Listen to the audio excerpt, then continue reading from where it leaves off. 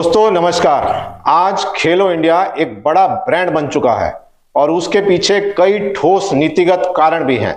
लेकिन आज हम बात करने वाले हैं खेलो इंडिया ट्राइबल गेम्स की, जो कि खेलो इंडिया की कड़ी में एक लेटेस्ट एडिशन है।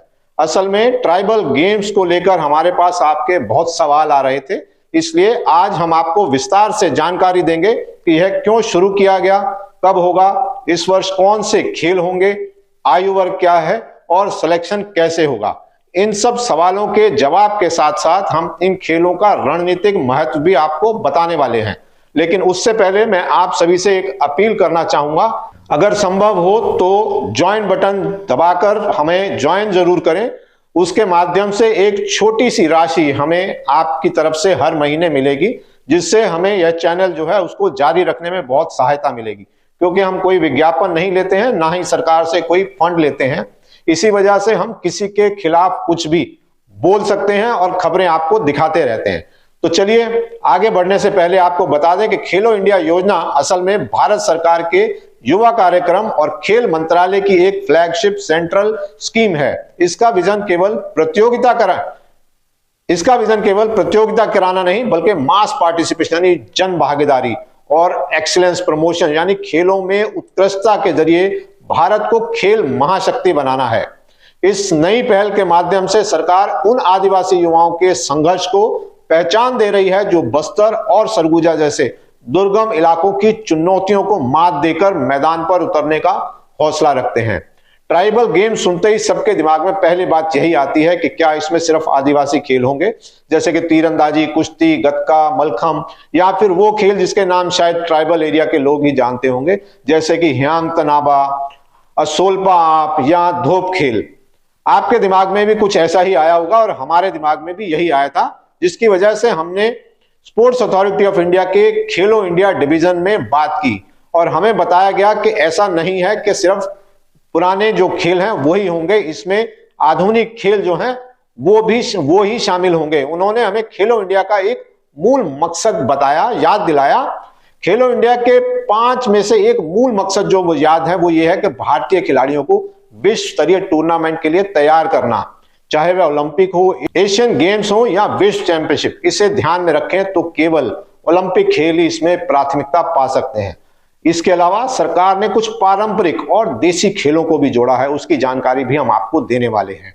इस ट्राइबल गेम्स के जरिए जो है वो जंगलों और बीड़ों से, ट्राइबल एरिया से जो है खिलाड़ियों को निकाल कर ओलंपिक पोडियम तक ले जाना एक बड़ा मकसद है। यहां यह समझना जरूरी है कि साल 2020 में ही खेलो इंडिया गेम्स को भारत सरकार द्वारा राष्ट्रीय महत्व का आयोजन घोषित किया जा चुका है। इसका मतलब है कि इन ट्राइबल गेम्स से निकलने वाले टैलेंट जो अब सीधे खेलों की मुख्य धारा में उन्हें जगह मिलेगी। मैं अगर अपने पत्रकारिता और खेल प्रशासनिक अनुभव की बात करूं तो यह देखा गया है कि अधिकतर बेहतरीन खिलाड़ी गांव, देहात और गरीब घरों से आते हैं। जैसे कि हॉकी में बात करें तो दिलीप तिर्की, मुक्केबाजी में मैरी कॉम या वेट लिफ्टिंग में मीराबाई चानू। भारत में लगभग 9% यानी लगभग 14 करोड़ लोग ट्राइबल एरिया से आते हैं। इस लिहाज से देखा जाए तो इन क्षेत्रों में बहुत सी अद्भुत प्रतिभाएं छिपी हो सकती हैं जो आर्थिक अभाव के कारण सामने नहीं आ पाती, या फिर ये खिलाड़ी शहरों की बड़ी अकेडमियों तक पहुंच नहीं पाते।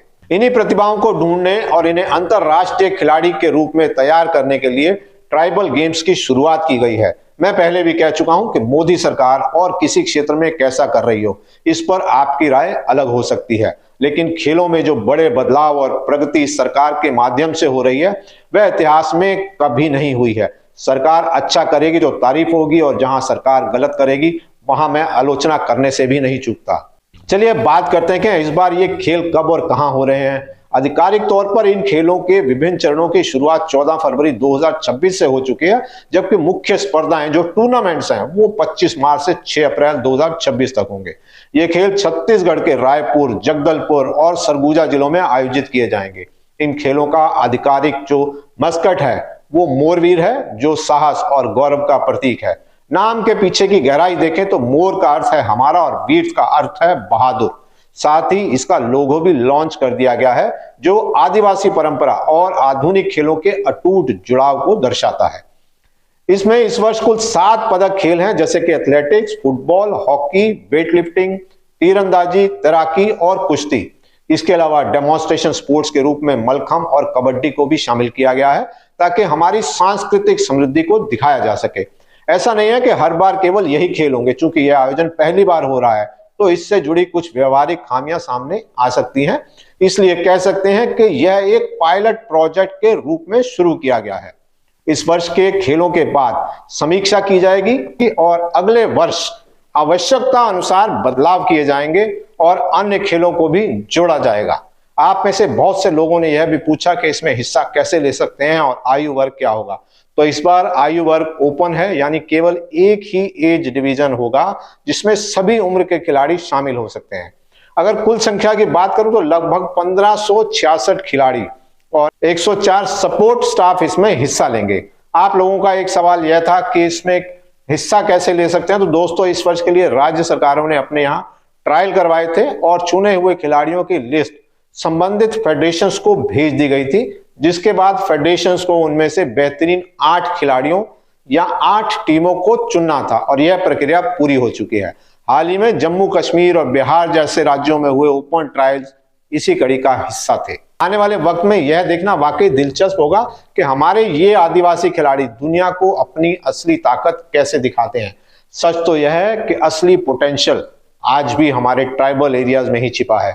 ये वो जाबाज हैं जो बिना किसी आधुनिक सुविधा के भी मैदान पर पसीना बहाते हैं और किसी भी शहर में रहने वाले खिलाड़ी से बेहतर प्रदर्शन करने का दम रखते हैं।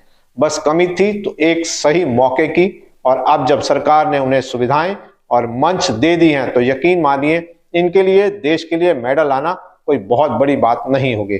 लिहाजा अब हमारे आदिवासी इलाकों में रहने वाले खिलाड़ियों को ओलंपिक की सीढ़ियां चढ़ने के लिए शहर शहर धक्के नहीं खाने पड़ेंगे, बल्कि उन्हें खेल मैदान में अपनी तैयारी के लिए और अधिक समय मिलेगा। बीहड़ और जंगलों से ओलंपिक पोडियम तक का सफर अब वाकई आसान होने वाला है। तो दोस्तों, अगर वीडियो आपको पसंद आई हो तो लाइक जरूर कीजिएगा, शेयर जरूर कीजिएगा, चैनल सब्सक्राइब जरूर कीजिएगा, और जो लोग फेसबुक पर देख रहे हैं उनसे रिक्वेस्ट है कि फॉलो करें और हो सके तो सब्सक्राइब करें। अगली वीडियो तक के लिए मुझे इजाजत दीजिए। बहुत बहुत शुक्रिया।